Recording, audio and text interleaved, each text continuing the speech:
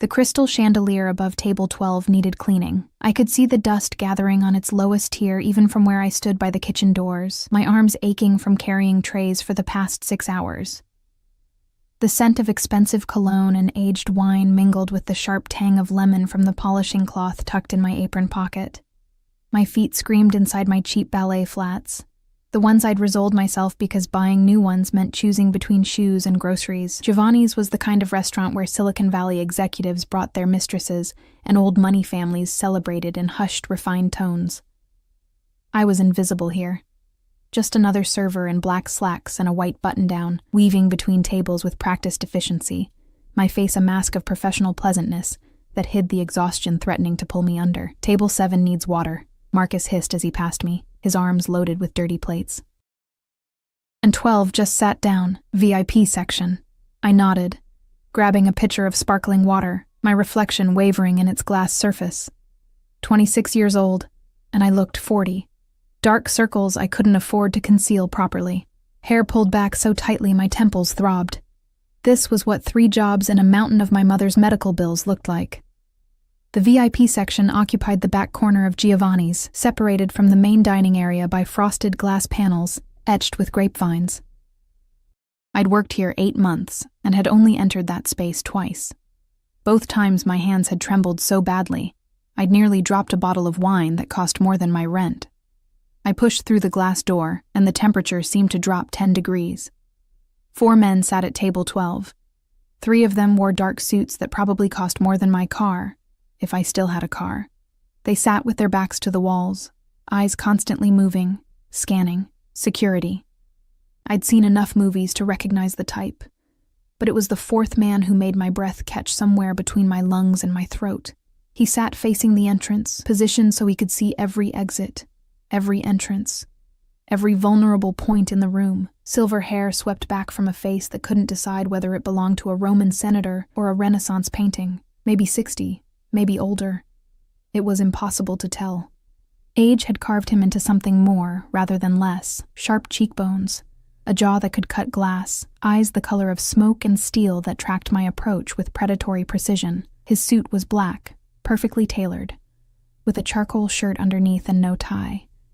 A watch that glinted platinum caught the light as he lifted a hand, just slightly, barely a movement at all, and the 3 other men went silent.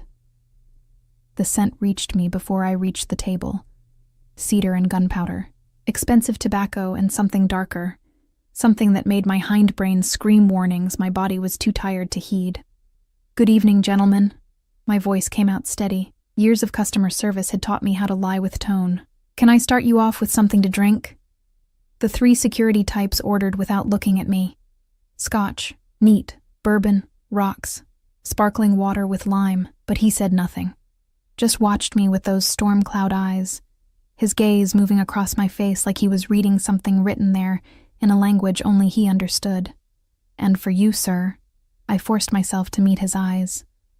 Forced myself not to look away, even though everything in me wanted to drop my gaze, to submit to whatever silent demand radiated from him like heat from asphalt in summer. "What's your name?" His voice was gravel and silk, accented, Italian, but smoothed by years of English until it became something uniquely his own. "Lily, sir."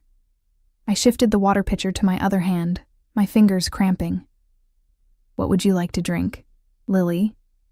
He said it like he was tasting it, testing how it felt in his mouth. "You've been on your feet too long. Your left ankle. You're favoring it." Ice skated down my spine. I'd turned my ankle 4 hours ago, stumbling over a chair some tech bro had pushed back without looking. I'd been so careful not to limp. "I'm fine, sir. What can I—" "Sit down." It wasn't loud, wasn't harsh, but the command in those 2 words hit me like a physical force. The 3 other men shifted, watching, waiting. I can't. I'm working and— "Sit. Down." He pulled out the chair beside him, not across from him, beside him, his movements economical and controlled. "Your manager won't object. He was right, and we both knew it. Men like this didn't get told no, not at Giovanni's, not anywhere." I could already see Marco, the floor manager, watching through the frosted glass, his expression carefully neutral. Whatever this man wanted, Marco would make sure he got it. My legs folded before my brain fully processed the decision. I sat, the chair still warm from whoever had occupied it before, and set the water pitcher on the table with a hand that had started to shake. Up close, he was devastating. A scar cut through his left eyebrow, pale and old.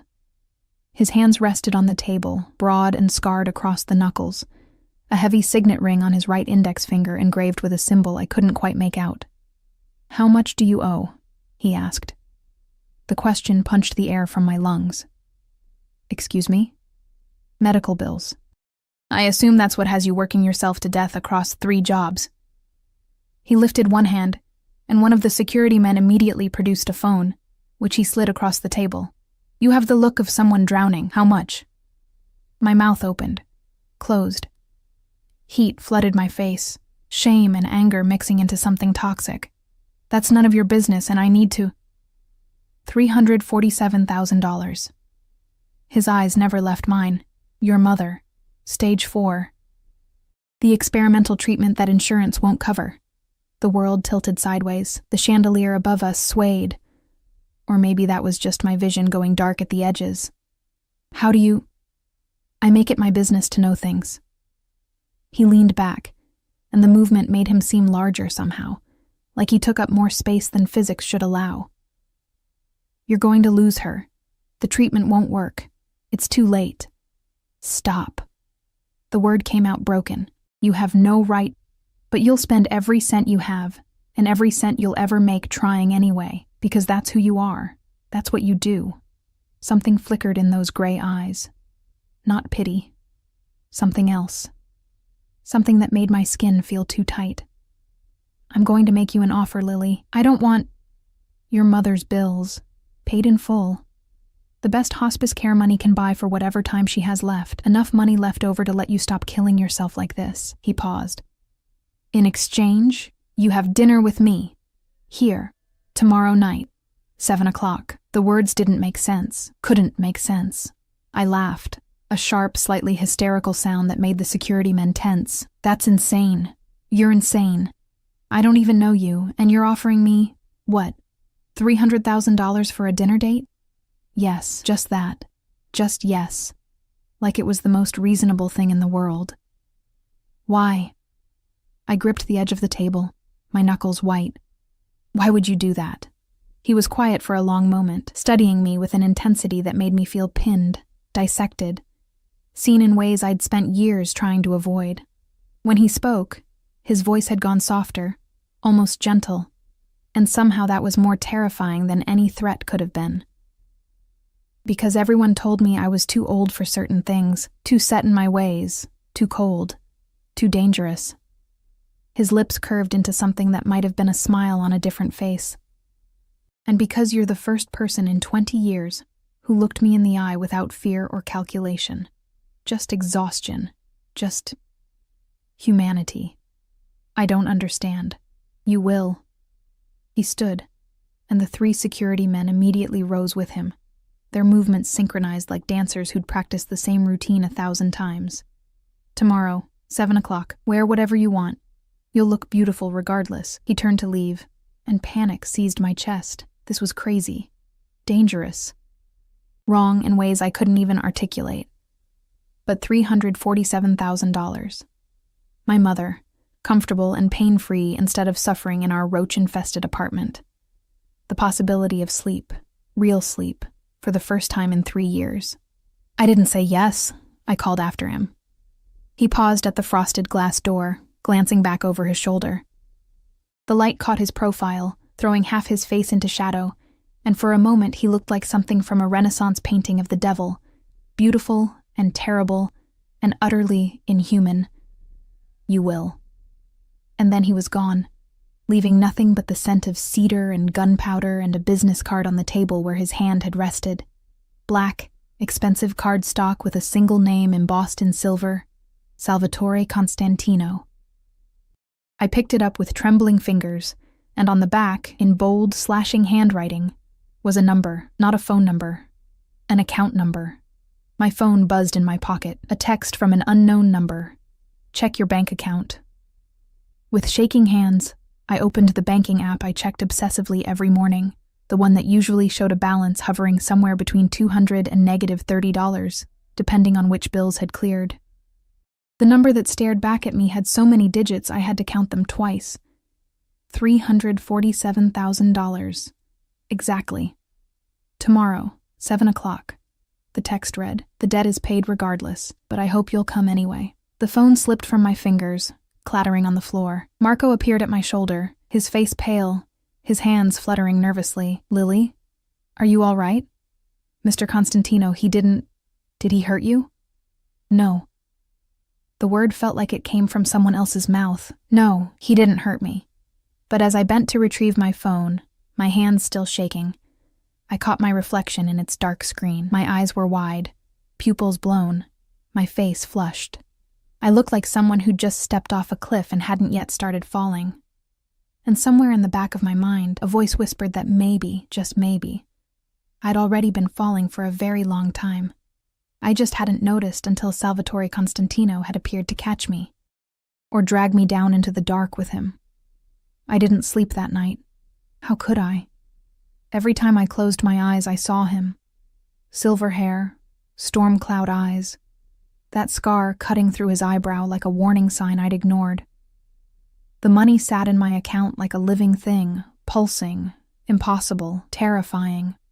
I'd checked it 17 times between midnight and dawn, half convinced it would vanish, that I'd imagined the whole thing in some exhaustion-induced hallucination, but it was real. $347,000. Real. At 6 a.m., I called the hospice facility I'd been researching for months, the one with the gardens and the private rooms and the pain management specialist who actually gave a damn. The one I'd known we could never, ever afford. "We'd like to arrange intake for my mother," I'd said, my voice breaking on the word mother. "Today, if possible." The intake coordinator hadn't even blinked at the cost.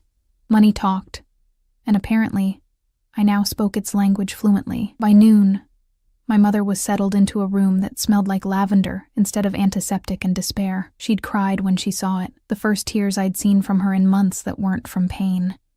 The first smile that reached her eyes since the diagnosis. "How did you afford this, baby?" she'd whispered.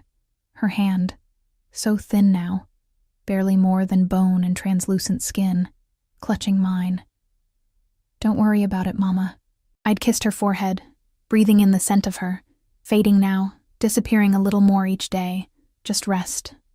Just be comfortable. But her eyes had searched my face with a mother's intuition, seeing too much, understanding that something had shifted. Something had changed her daughter between yesterday and today. "What did you do, Lily?" "Nothing bad," I'd lied. "I promise." Now it was 6:45 p.m., and I stood in front of my apartment's cracked mirror, barely recognizing myself. I'd gone home after settling my mother in, intending to call the number on that black business card and tell Salvatore Constantino that I couldn't do this. That dinner with a strange man, a man who radiated danger like other people radiated cologne, was insane, regardless of the money. But my hand had dialed a different number instead.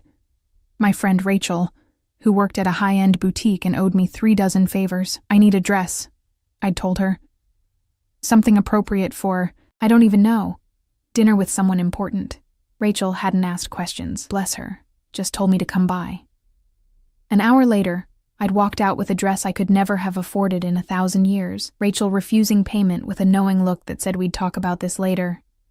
The dress was midnight blue, almost black in certain lights.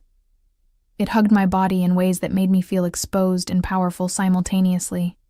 The neckline was modest, the hem just above my knees, but something about the cut, the fabric, the way it moved when I moved, made me feel like a different person.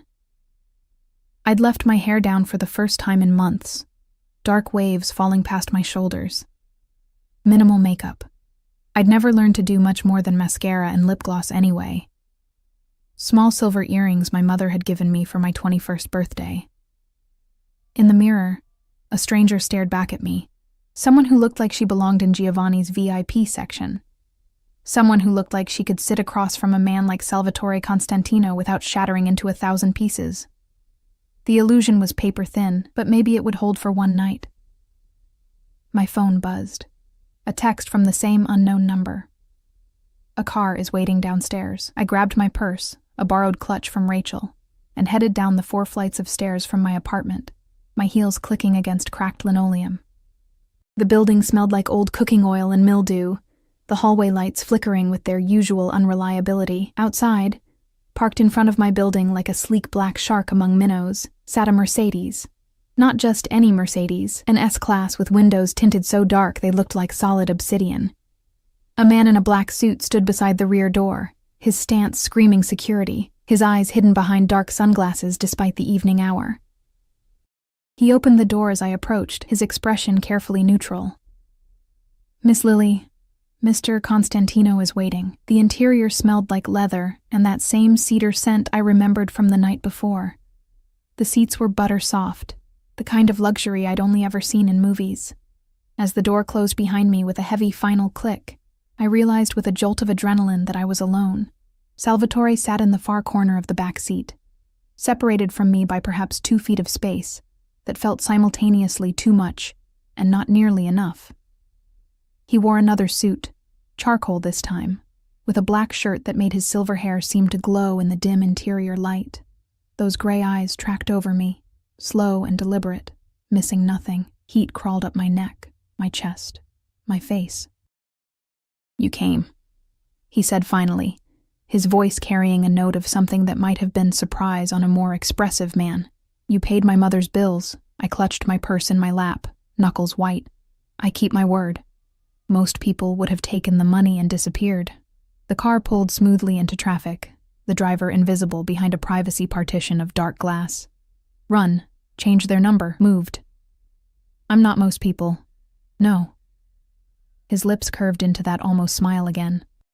"You're not." Silence settled between us, heavy with unasked questions.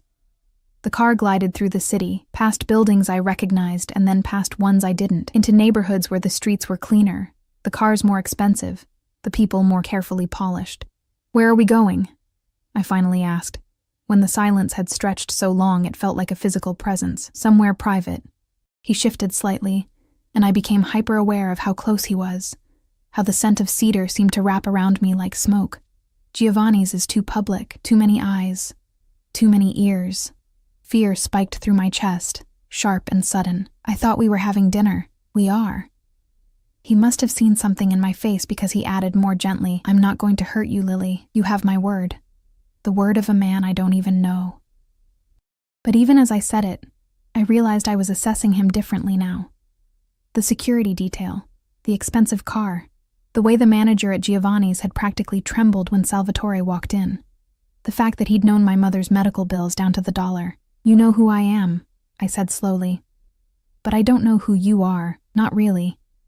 The name on the card, Salvatore Constantino, it sounds familiar, but I can't place it. "Good." He reached into his jacket pocket, and every muscle in my body tensed until he withdrew only a phone. "It means you don't spend your time reading crime reports or following organized crime coverage. Organized crime." The words hit me like ice water. "You're many things." He pocketed the phone again. "But primarily, I'm a businessman who operates in spaces where the law becomes flexible. A criminal. That's one word for it. No denial. No justification. Just calm acceptance of what he was." I should have asked the driver to stop. Should have demanded to be let out. Should have run screaming from this car and this man and the dark current of danger that swirled around him like an undertow. Instead, I heard myself ask, "Why me?" The car turned down a tree-lined street, where mansions sat behind iron gates and stone walls. Salvatore was quiet for so long I thought he wouldn't answer. When he finally spoke, his voice had gone lower, rougher, like the words were being pulled from somewhere deep. "I'm 62 years old, Lily. I've built an empire on blood and fear and the kind of brutality most people can't imagine. I've done things that would make you sick if you knew. Things I can't undo. Things I wouldn't undo, even if I could." He turned to face me fully, and the intensity in his eyes made my breath catch. "Everyone. My associates, my enemies, even my own family.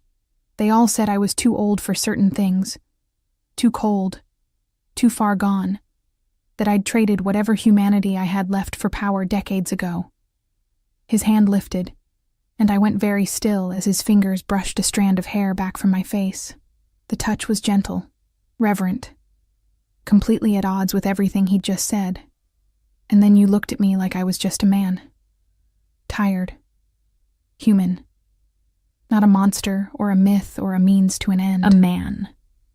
I didn't know who you were. Exactly. His hand dropped away, but I could still feel the ghost of his touch against my skin. Do you understand what that's worth? To be seen as human by someone who has no reason to pretend? The car pulled through a gate that opened automatically, revealing a driveway that curved through manicured gardens toward a house that belonged on magazine covers. Modern architecture mixed with old-world elegance, stone and glass and soaring spaces lit from within like a jewel box. "This is your home?" I breathed. "One of them." The car stopped beneath a portico, and immediately the door opened. Not the driver this time, but another security man, this one older, with silver threading through his dark hair and eyes that assessed me like a threat, before dismissing me just as quickly. Salvatore exited first, then extended his hand to help me out. I hesitated only a moment before taking it. His palm was warm, calloused, his grip firm enough to steady me, but gentle enough to let me pull away if I wanted. I didn't want to. The realization should have terrified me. Instead, it settled into my chest like something that had always been there, just waiting for me to notice. Inside, the house was breathtaking. Marble floors reflected light from crystal chandeliers.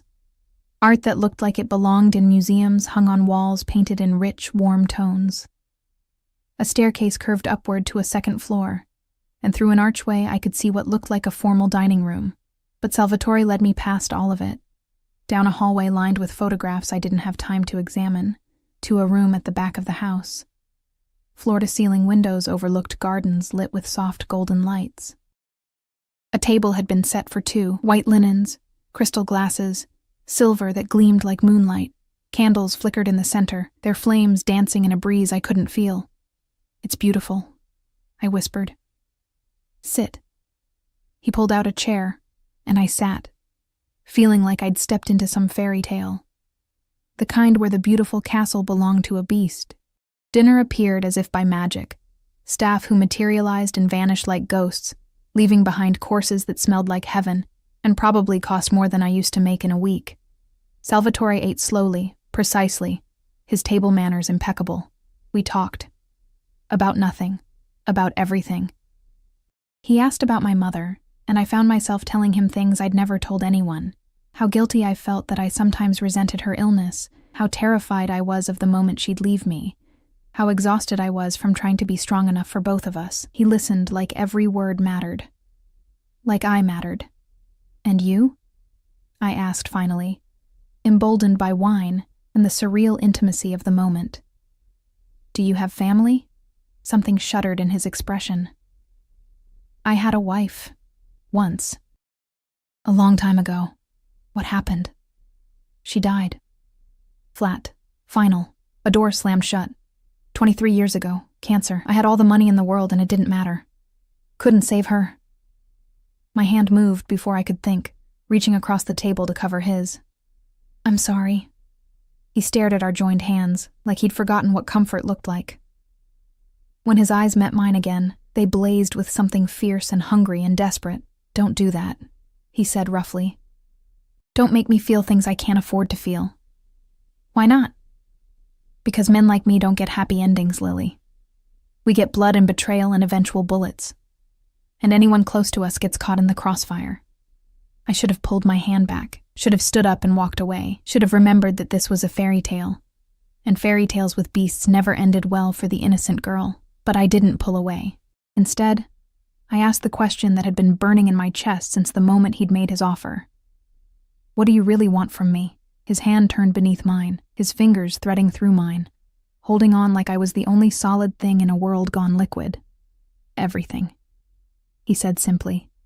"I want everything you're willing to give. And then I want more. I want to keep you safe and see you smile without exhaustion behind your eyes. I want to hear you laugh like you mean it. I want..." He stopped abruptly, his jaw clenching. You want what? I prompted, my heart hammering against my ribs. I want to be someone different than who I am. Someone who deserves you. His thumb traced circles on the back of my hand, the touch sending electricity up my arm. But I can't be.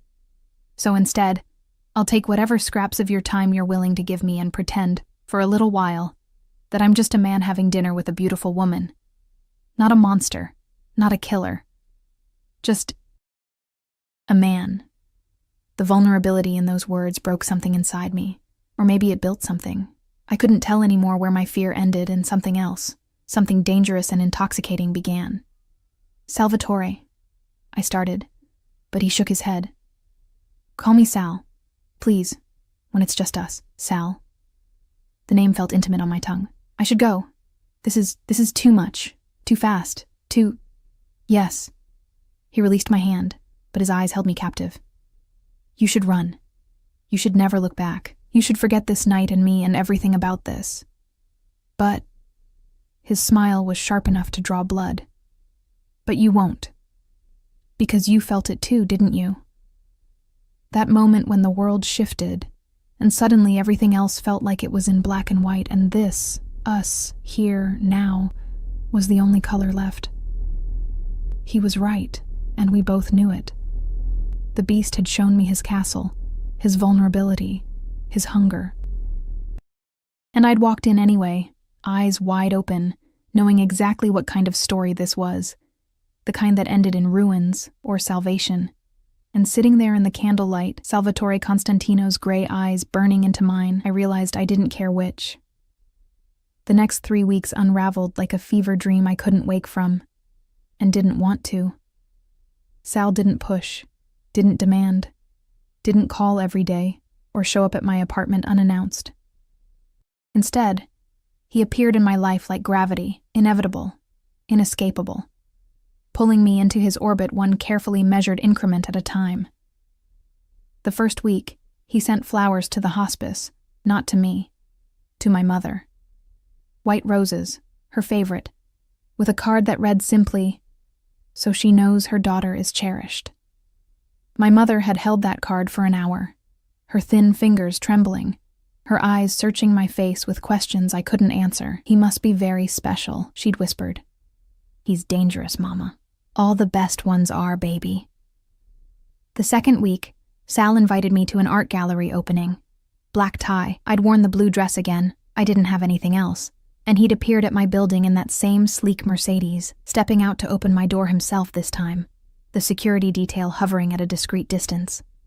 At the gallery, people had parted for him like the Red Sea. Whispers followed us. His name, spoken with equal parts reverence and fear. Important men in expensive suits had approached to pay their respects, their eyes sliding over me with curiosity and calculation. Women in diamonds had watched him with hunger thinly veiled as sophistication, but his hand had stayed at the small of my back all night, possessive and warm, anchoring me to his side like I belonged there. "You're staring," I told him at one point, caught between a Rothko and his unwavering gaze. "I'm memorizing." His fingers had traced the line of my spine through the fabric of my dress, the touch burning like a brand. The way you look at art, like you're trying to find pieces of yourself in it. That's what art is for, isn't it? Reflection? For some. His voice had dropped lower, meant only for me in a room full of people. I look at you and see everything I thought I'd buried 23 years ago. Hope. Softness. The possibility of something beyond blood and business. I'd turned to face him fully then, aware of the eyes on us, not caring. "You're trying to scare me away." "Yes. It's not working. I know." And he'd smiled, a real smile this time, not that sharp almost thing, but something genuine and devastating. That's what terrifies me. The third week, everything changed. It started with a phone call at 2 a.m. I'd been dreaming, formless, anxious dreams where I was running through endless corridors, when my phone's shrill ring jerked me awake. Unknown number. "Hello?" My voice came out rough with sleep. "Lily." Sal's voice, sharp with something I'd never heard before. Urgency. Fear, maybe. I need you to listen very carefully. In exactly 3 minutes, 2 of my men will knock on your door. You're going to go with them. Don't pack anything. Don't ask questions. Just go. Ice flooded my veins. What's happening? Someone found out about you. A pause, filled with the sound of movement, voices in the background. Someone who wants to hurt me is going to try to hurt you instead. The men will take you somewhere safe. Don't fight them. Don't run. Just trust me. Sal, do you trust me, Lily? Did I? This man I'd known less than a month, this criminal who'd bought his way into my life with blood money and beautiful lies, this beast who looked at me like I was something precious instead of convenient.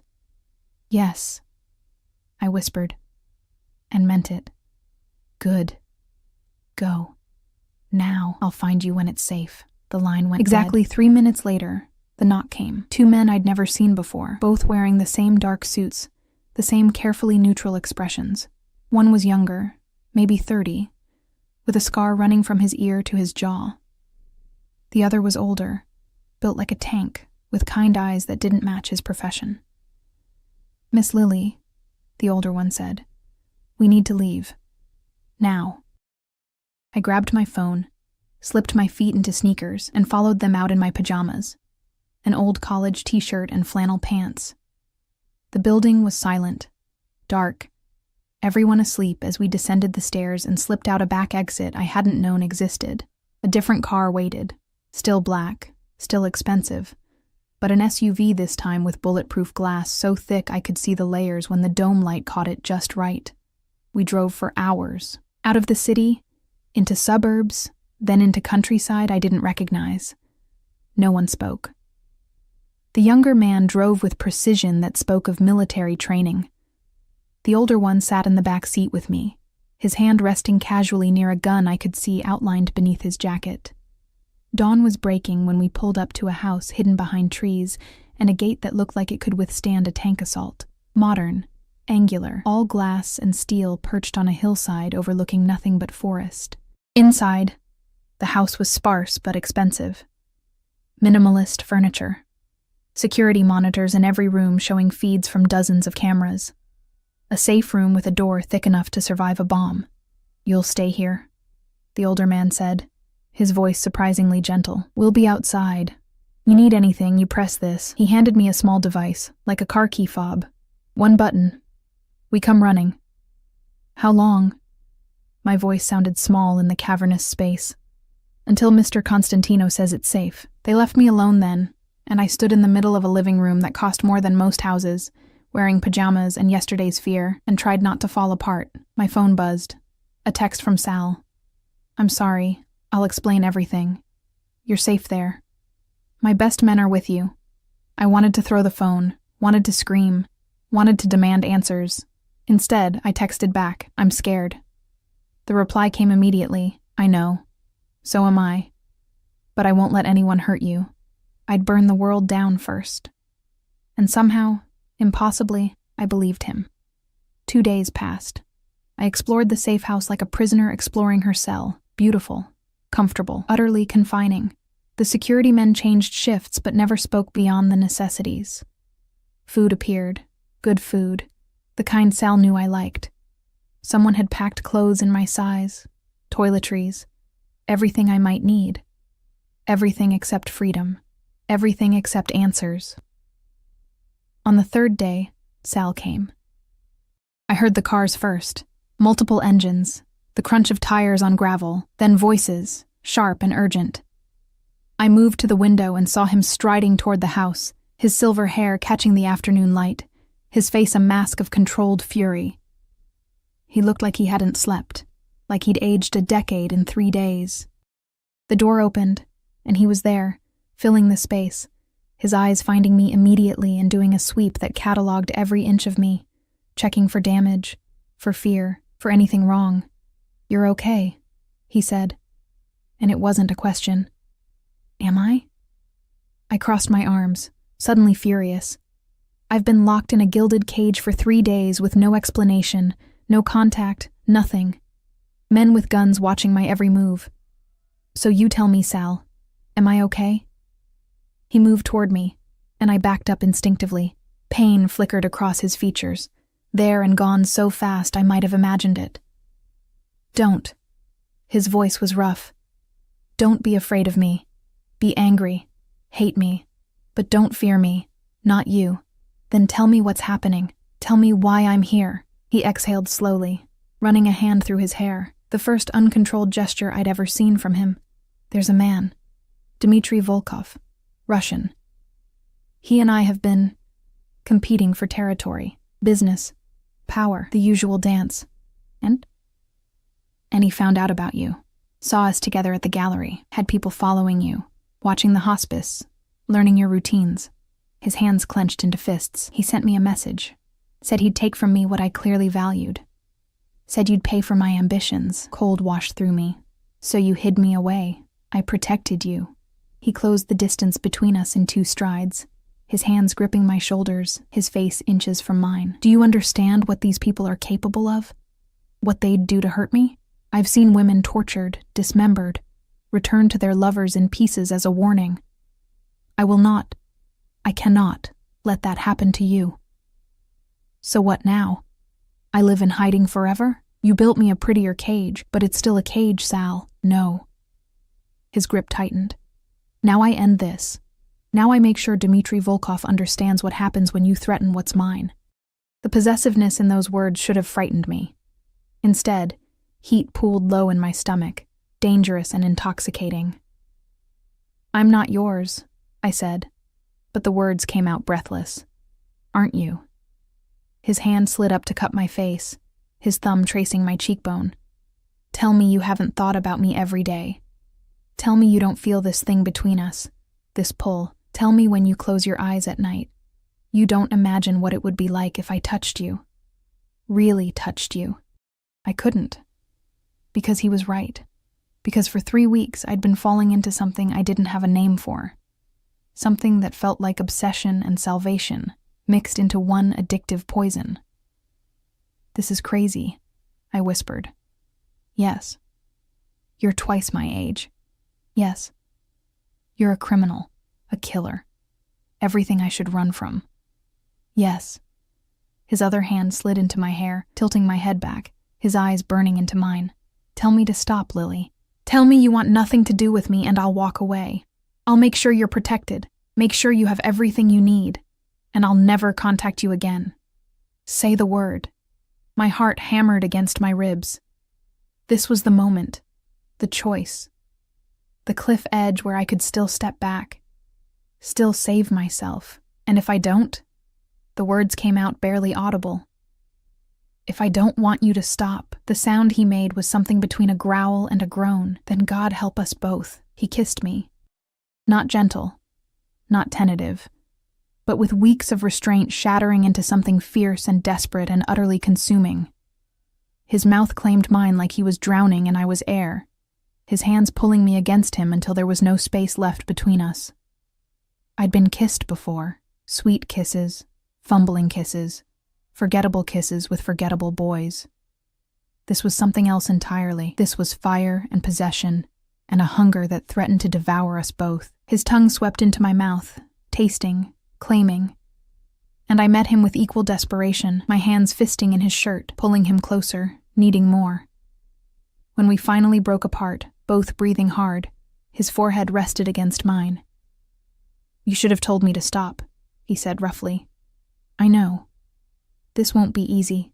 Being with me means danger, means looking over your shoulder, means trusting men with guns to keep you safe because I've made enemies who'd use you to destroy me. I know. I'm selfish enough to keep you anyway. His hands framed my face, his thumbs stroking my cheeks. I'm selfish enough to lock you away where nothing can touch you and pretend that's love instead of obsession. And if I'm selfish enough to want to be kept? I met his eyes, seeing my own recklessness reflected there. What then? His smile was sharp and dark and full of promise. Then I'll give you everything. Every dark, damaged, dangerous piece of me. And I'll take everything you offer in return until we can't tell where you end and I begin. Sal... But first, he interrupted, his expression hardening into something lethal. I have to handle Dimitri. I have to make sure you're safe, really safe. Not just hidden away, but protected by the kind of reputation that makes men think twice before even breathing your name. What are you going to do? What I should have done years ago. He kissed me again, softer this time, almost tender. End this war on my terms. Make an example that will echo through every family, every organization, every criminal enterprise in this city. Fear spiked through me. You're going to kill him. Yes. No hesitation. No remorse. Just cold, simple fact. Him and anyone else who thought they could use you against me. I'll paint the streets red if that's what it takes to keep you safe. I should have been horrified. Should have pulled away, called the police, done something. Instead, I kissed him back, tasting danger and devotion on his tongue, and whispered against his mouth, "Come back to me. Always," he promised. "No matter what it costs. No matter who I have to bury, I'll always come back to you." He left then, taking his security detail and his cold fury with him, leaving me alone in the safe house with 2 guards and the terrible, exhilarating knowledge that I'd just sealed my fate. I'd chosen the beast, and now I'd have to live with the blood on his hands. Blood spilled in my name, for my safety, because I'd become the one thing a man like Salvatore Constantino could never afford. His weakness, his obsession, his reason to make the world burn. 72 hours. That's how long Sal was gone. 72 hours of pacing the safe house like a caged animal, watching news reports that said nothing and implied everything. A warehouse fire in the industrial district. 3 bodies found in the river. A restaurant owned by known Russian associates suddenly closed, its windows shattered, its interior gutted. The guards said nothing, but I saw it in their eyes, respect mixed with something darker. Fear, maybe. Or awe at what their boss was capable of when properly motivated. On the 3rd night, I couldn't sleep. I stood at the floor-to-ceiling windows overlooking the forest, my breath fogging the glass, and tried not to imagine Sal lying somewhere bleeding. Tried not to calculate the odds that he'd keep his promise to come back. Tried not to acknowledge how desperately I needed him to. The sound of engines cut through the silence around 3 a.m., multiple vehicles moving fast. I pressed my palm against the window, my heart in my throat, watching headlights cut through the darkness like searchlights. The front door opened. Voices, sharp, urgent. Then footsteps, heavy and quick. Sal appeared in the doorway of the living room, and my breath caught. He was alive, whole, but he looked like he'd been through war. His shirt was torn at the shoulder, dried blood. Not his, I thought, hoped, spattered across the white fabric. A bruise darkened his left cheekbone. His knuckles were raw and split, but his eyes found mine immediately, and the relief in them mirrored my own, Lily. Just my name, but it carried the weight of everything unsaid. I crossed the room in 5 strides and threw myself at him. His arms came around me instantly, crushing me against his chest, his face buried in my hair. He smelled like smoke and copper, and that cedar scent that had become synonymous with safety. "You're okay." I breathed against his neck. "You're okay. Did you doubt me?" His voice rumbled through his chest into mine. "Every second you were gone." He pulled back just enough to cut my face, his thumb tracing my cheekbone with a gentleness that contradicted the violence written across his body. "It's done. Dimitri is dead. His organization is scattered.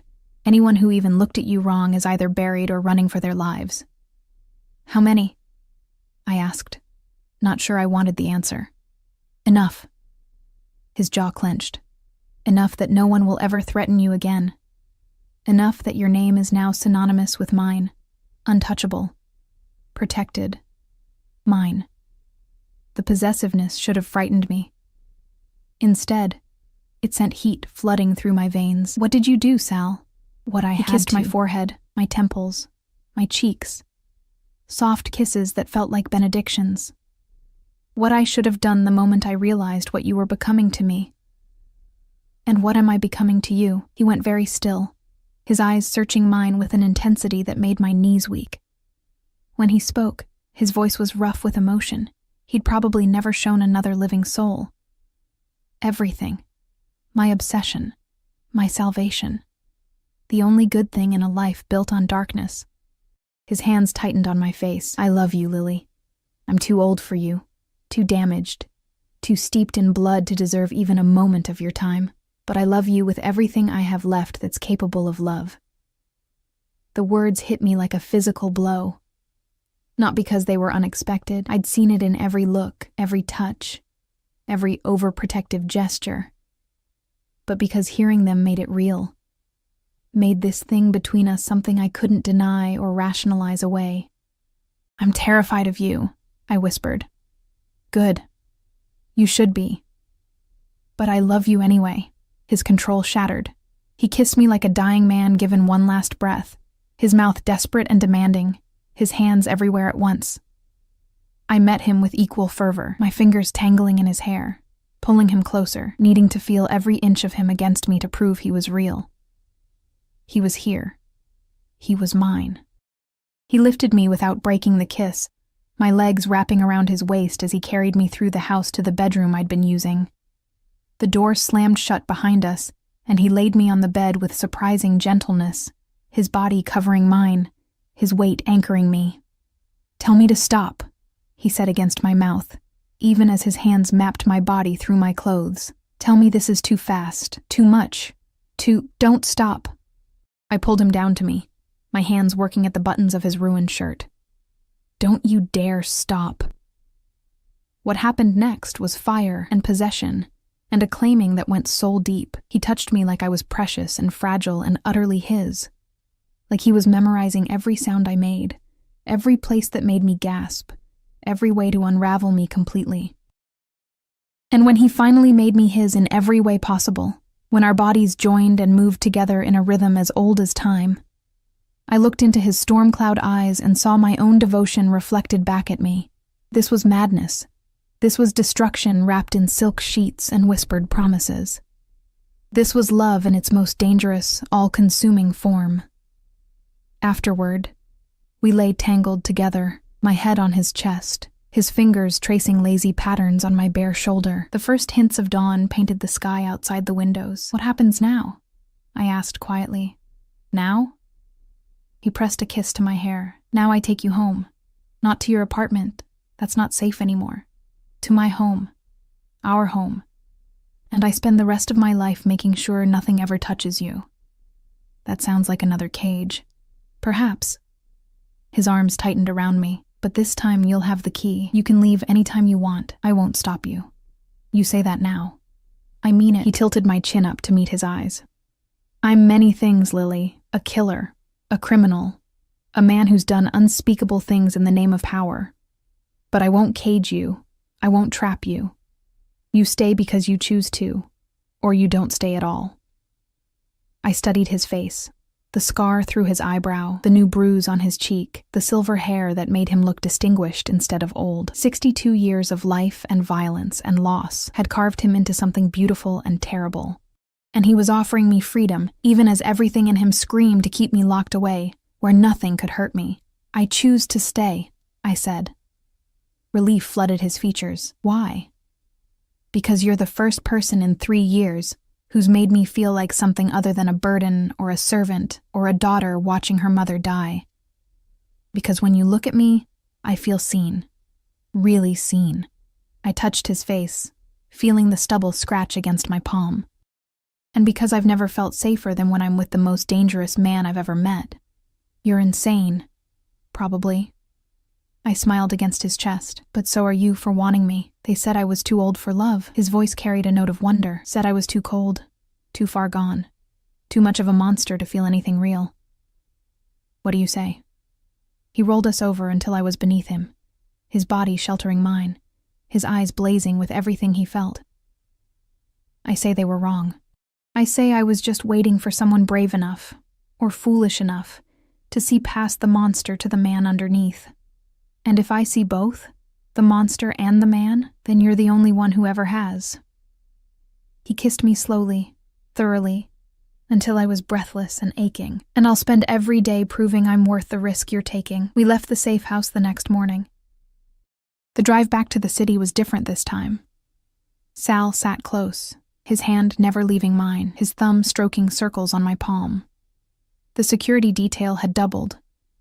2 cars ahead of us, 2 behind, all of them filled with armed men whose job was now to protect me as fiercely as they protected him.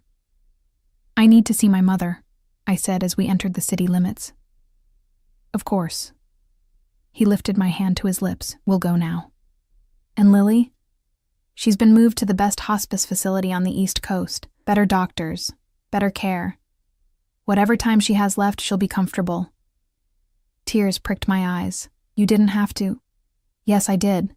She's your mother. That makes her family. And I protect what's mine." The hospice was nothing like the first one. This was a sprawling estate with gardens and fountains and rooms that looked more like luxury hotel suites than medical facilities. My mother sat in a wheelchair by a window overlooking a rose garden, looking more peaceful than I'd seen her in months. She turned when we entered, and her eyes went straight to Sal, to our joined hands, to the way he stood beside me like a sentinel. "So you're the one," she said, her voice weak but clear. "I am." Sal moved forward, and to my shock, he knelt beside her wheelchair so they were eye level. "Mrs. Morrison, I'm Salvatore Constantino. I know who you are." She studied him with a mother's keen eye. "I may be dying, but I still read the news, still hear the whispers. Then you know what I am. I know what you do." She touched his face with her thin hand, the gesture so unexpected that Sal went completely still. "But I also know what you've done for my daughter. The bills you paid, the burden you lifted, the way you look at her like she hung the moon." "She did," Sal said simply. My mother's eyes filled with tears. "You love her more than my own life, and you'll protect her, even from yourself if necessary?" He didn't hesitate. "Always." She nodded slowly, then looked at me. "Come here, baby." I knelt beside Sal, and my mother took both our hands, placing mine in his. "I don't have much time left," she said. "Maybe weeks, maybe days. But I need to know before I go that you'll be okay, that you'll have someone." "Mama, don't... Let me finish." She squeezed our joined hands. "I see how you look at him, Lily, like he's your gravity, your anchor. And I see how he looks at you, like you're his redemption." She turned to Sal. Promise me you'll take care of her when I'm gone, that you'll love her even when she's difficult, even when she's grieving, even when she pushes you away." "I promise," Sal said, his voice rough with emotion. "On my life, on my honor, on everything I am. I promise." My mother smiled, and it was the first truly happy smile I'd seen from her since her diagnosis. "Then I can go in peace." I broke then, sobbing against Sal's shoulder, while he held me and my mother stroked my hair, the 3 of us bound together in that moment by love and loss, and the strange, impossible path that had brought us here. 3 days later, my mother passed in her sleep, peacefully, without pain, surrounded by flowers and soft music, and the knowledge that her daughter would be cared for. Sal held me through the funeral arrangements, through the service, through the moment when they lowered her into the ground and I thought I might follow her into the earth. He held me through my grief without trying to fix it, without platitudes, just steady and solid and there. And when I finally emerged from the fog of loss 3 weeks later, I found him waiting, not demanding, not pushing, just waiting. "What now?" I asked him one morning, standing in the bedroom of the house that had become ours, watching the sun rise over a city he ruled from the shadows. He came up behind me, wrapping his arms around my waist, his chin resting on my shoulder. "Now you heal. Now you live. Now you let me love you the way you deserve to be loved. Fiercely, completely, without reservation." "They'll always talk, you know," I leaned back against him, "about the age difference, about what you are, about how a girl like me ended up with a man like you. Let them talk." His lips brushed my temple. "They said I was too old for love, too cold, too dangerous. But you proved them all wrong. How?" "By being brave enough to see me, by choosing me despite everything you knew, by loving me when everyone said I was incapable of being loved." He turned me to face him, his eyes burning with intensity. "You did what no one else dared, Lily. You made a monster remember what it was to be human." I touched his face. This beautiful, terrible man who'd torn apart his world to keep me safe. You were always human, Sal. You just needed someone to remind you. And now that I remember, his hands framed my face. Now that I know what it's like to love and be loved. Now, I said, rising on my toes to kiss him. You never forget again. 6 months later, I stood in the garden of what had become our home. Not the safe house, but the main residence where Sal had lived alone for 23 years. Before I'd stumbled into his life, the garden had been my project. Something to occupy my hands and mind during the long hours when Sal was handling business I didn't ask about. I'd planted roses, white ones, like my mother had loved, and lavender and jasmine that scented the evening air with memories of better times. You've been out here for hours. I turned to find Sal watching me from the terrace, a glass of wine in each hand. He'd shed his jacket and tie, his shirt unbuttoned at the collar, looking more relaxed than I'd ever seen him. The silver in his hair caught the setting sun, making him look gilded, almost ethereal. I was thinking about Mama, I admitted as he joined me, accepting the wine glass he offered. She would have loved this garden. She loved you more. He settled beside me on the stone bench, his arm draping around my shoulders. Everything else was just details. We sat in comfortable silence, watching the sun paint the sky in shades of amber and rose. This had become our ritual, evenings in the garden, away from security details and business calls, and the constant hum of the empire Sal maintained with brutal efficiency. Out here, we were just two people who'd found each other against impossible odds. I got a call today, I said eventually. From the community college. Sal went very still. And? They accepted me into their nursing program. Classes start in the fall. I watched him carefully, gauging his reaction. We'd talked about this, about me wanting to do something more than just exist in his world, something that honored my mother's memory by helping other people's mothers. But talking and reality were different things. That's wonderful.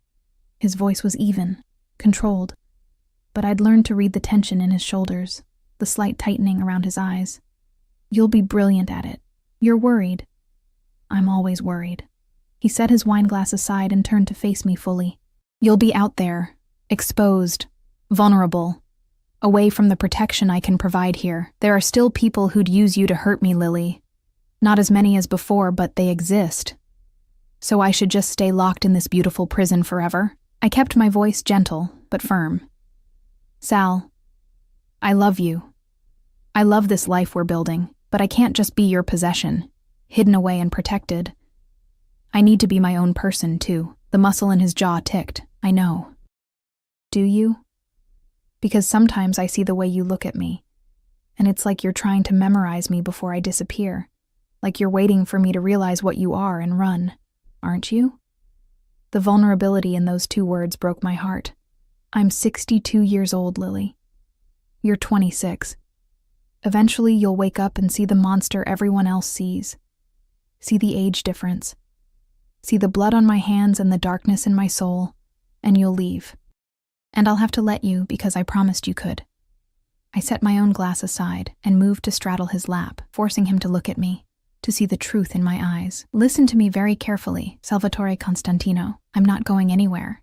Not because I don't see what you are. I see it perfectly. I see the violence and the danger and, yes, the darkness. But I also see the man who held me while I cried for my mother, the man who reads poetry when he thinks I'm asleep.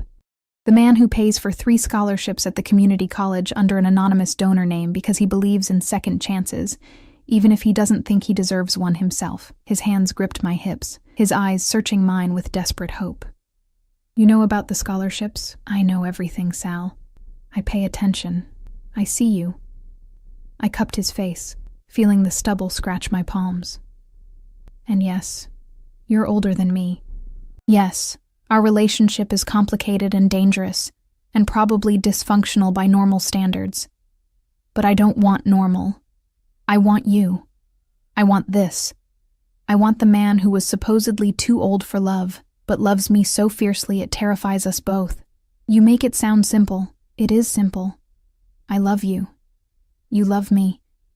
Everything else is just noise. He pulled me against him, his face buried in my neck, his shoulders shaking slightly. It took me a moment to realize he was crying. silent tears that soaked into my shirt. "I never thought I'd have this again," he whispered against my skin. "After Maria died, I locked everything away, convinced myself I was better off cold, better off alone. And then you looked at me like I was just a man, and everything I'd buried came roaring back. Good." I held him tighter, because that man, the one who feels and loves and hopes, that's the man I fell in love with, not the boss, not the legend, just Sal. He pulled back, his eyes red-rimmed but clear, and kissed me with a tenderness that made my heart ache. "Go to nursing school. Chase your dreams. Be your own person. But promise me you'll let me keep you safe. Promise me you'll accept the security detail, the precautions, all of it. 2 guards, I negotiated. Not 10, and they stay outside the classroom. 4 guards. 2 inside, 2 outside. 3, final offer." His lips twitched. "You drive a hard bargain." I learned from the best. I kissed him again, softer this time. "We'll make this work, Sal. The age difference, the danger, the complicated mess of our lives, we'll figure it out together. Together," he repeated, like he was testing the word. "I haven't had a together in 23 years. Well, you have one now. Get used to it." The next 4 months passed in a blur of new routines and unexpected joy. I started classes, throwing myself into anatomy and pharmacology and patient care with an enthusiasm I hadn't felt since before my mother got sick. Sal had been right to worry. There were incidents. A car that followed me too closely. A man who asked too many questions. A threat spray-painted on my car. But each time, Sal's security detail handled it with ruthless efficiency. And each time, Sal held me afterward, his hands shaking slightly with the fear he'd never fully voice. "I can't lose you," he'd whisper in the dark. "I survived losing Maria because I had nothing left to lose. But you're everything. If something happened to you, there wouldn't be enough of me left to rebuild." "Then it's a good thing I'm careful," I'd tell him, "and well protected, and stubborn enough to survive anything." But the real test came on a Tuesday in October. I was leaving campus, my backpack heavy with textbooks, my mind preoccupied with an upcoming exam.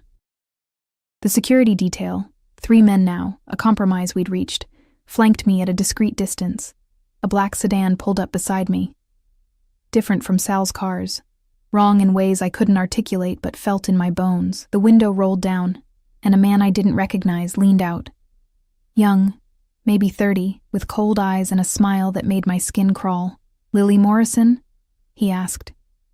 "Or should I say Lily Constantino? I hear that's what the old man calls you now." My guards moved immediately, positioning themselves between me and the car. But the man just laughed. "Relax. I'm not here to hurt her. Just delivering a message." He pulled out a phone, showed me the screen. A photograph of Sal leaving a restaurant downtown. "Tell your man that the Italians aren't happy about the Volkov situation, that he made enemies when he butchered Dmitri, that there's a price on both your heads now." Terror lanced through me, but I forced my voice steady. "Tell them to come try. See what happens." "Oh, we will." His smile widened. "But first, we wanted you to know, wanted you to live with the fear, wanted the old man to watch you looking over your shoulder, waiting for the bullet that could come any day. That's the real punishment. Not death, but the anticipation of it."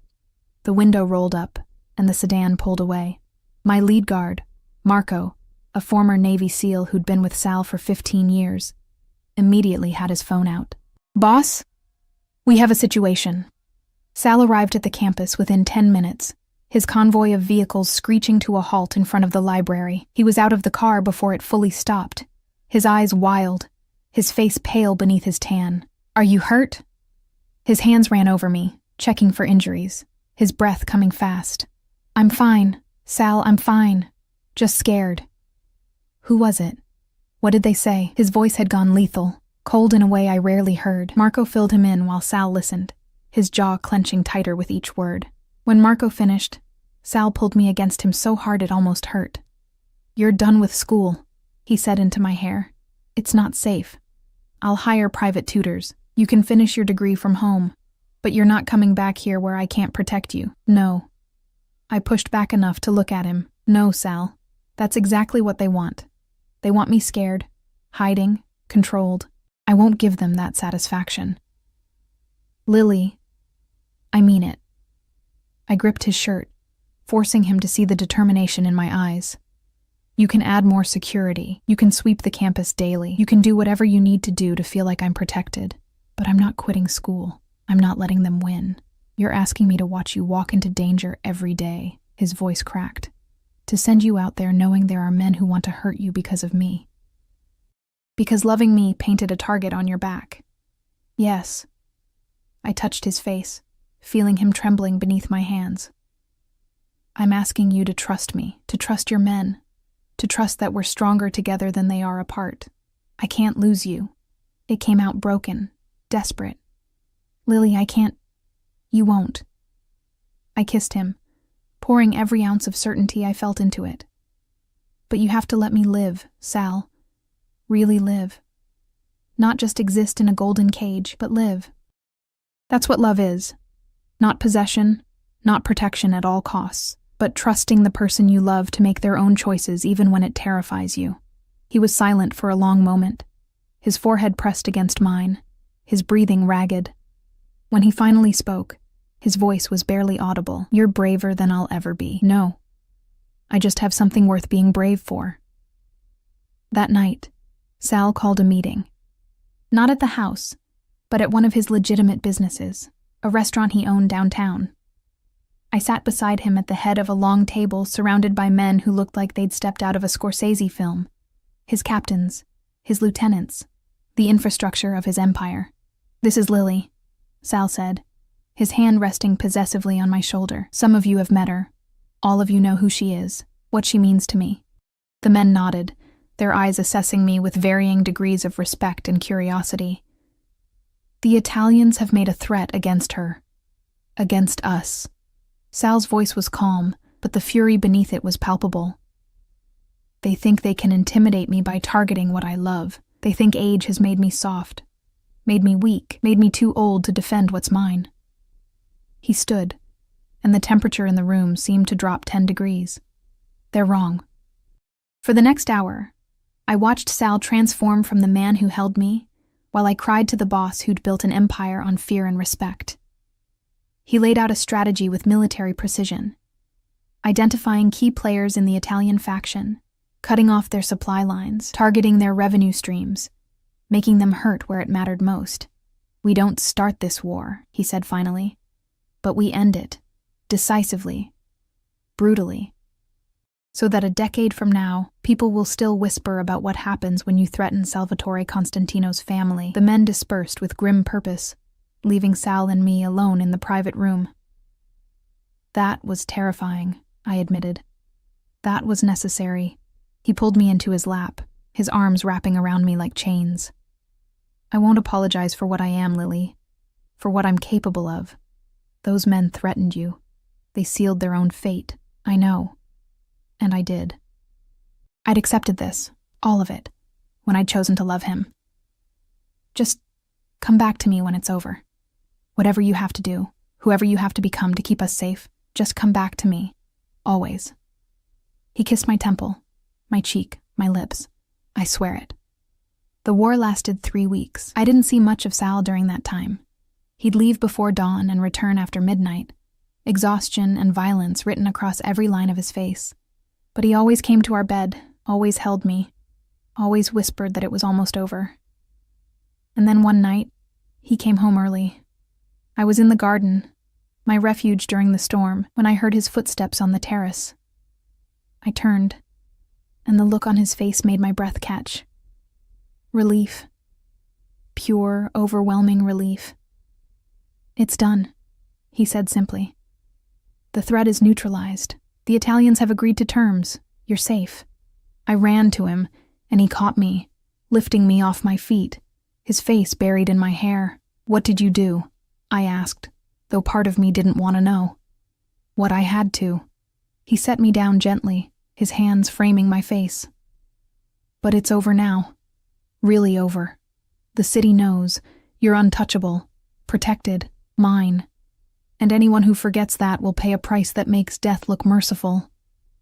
I should have been horrified, should have run from this man and his casual brutality. Instead, I kissed him, tasting relief and love, and the dark promise that he'd burn the world down before he'd let anyone hurt me. "Thank you," I whispered against his mouth. "For what?" "For proving them all wrong, for showing them that you're not too old for love, not too cold, not too far gone. You're just a man who loves fiercely and protects what's his." "Our," he corrected softly. "What's ours? This life, this love, this future we're building despite everything that should have kept us apart."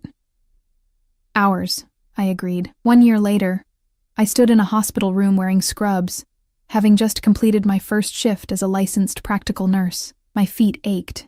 My back hurt. I smelled like antiseptic and hard work. And I'd never been happier.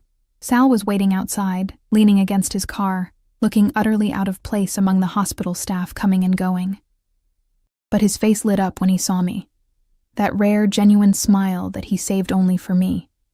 "How was it?" he asked as I reached him. "Exhausting. Terrifying. Perfect." I melted into his embrace, feeling his arms come around me, solid and sure. "I helped save someone's life today, Sal. Actually helped. I'm proud of you." He kissed the top of my head. "More than you'll ever know." We drove home through the city he ruled, and I was learning to navigate on my own terms. The security detail followed at a distance. Still there, still vigilant, but less oppressive than they'd once been. We'd found a balance, Sal and I, between protection and freedom, between his need to keep me safe and my need to live my own life. That night, after dinner in the garden and wine on the terrace, Sal took my hand and led me upstairs to our bedroom. But instead of the passion I'd expected, he sat me on the bed and knelt before me, his storm cloud eyes serious. "What are you doing?" I asked, my heart suddenly hammering. From his pocket, he withdrew a small velvet box. "They said I was too old for this, too set in my ways, too damaged to ever be anyone's husband again." Tears pricked my eyes. "Sal, but you did what no one else dared, Lily. You loved me anyway.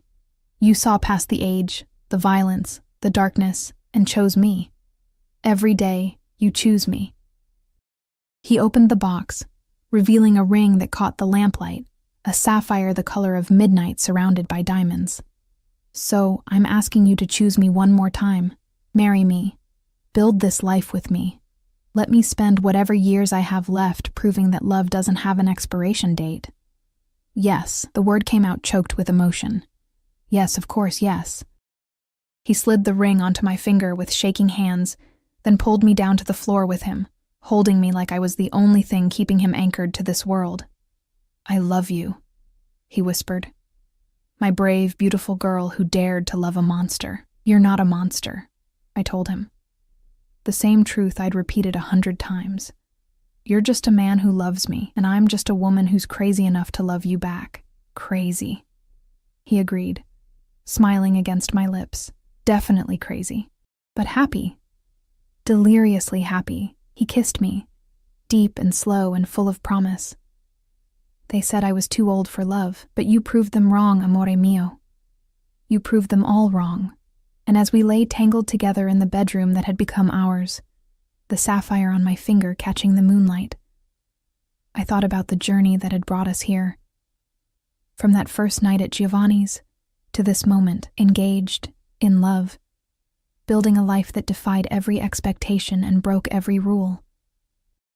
They'd said he was too old, too cold, too dangerous, too far gone for redemption or love or anything resembling happiness, but I'd done what no one else had dared. I'd looked past all of it and seen just a man who needed love as desperately as he needed air, a man who'd been waiting 23 years for someone brave enough to see him. And in return, he'd given me everything: safety, security, a love so fierce and protective it sometimes took my breath away. We were an impossible match, the aging crime boss and the young nurse, the monster and the innocent, the darkness and the light, but we were also simply Sal and Lily, two people who'd found each other against impossible odds and chosen to build something beautiful from the wreckage of our pasts. They'd said he was too old for love. We'd proven them spectacularly, wonderfully, completely wrong. And in the warmth of his arms, with my future stretched out before me full of possibility and promise, I knew with absolute certainty that I'd do it all again, every dangerous moment, every terrifying choice, every step that had led me to him. Because love, real love, the kind that transforms and redeems and makes monsters remember their humanity, doesn't care about age or appropriateness or what society thinks is acceptable. It just is. And ours would burn bright enough to light the darkness for whatever years we had left together.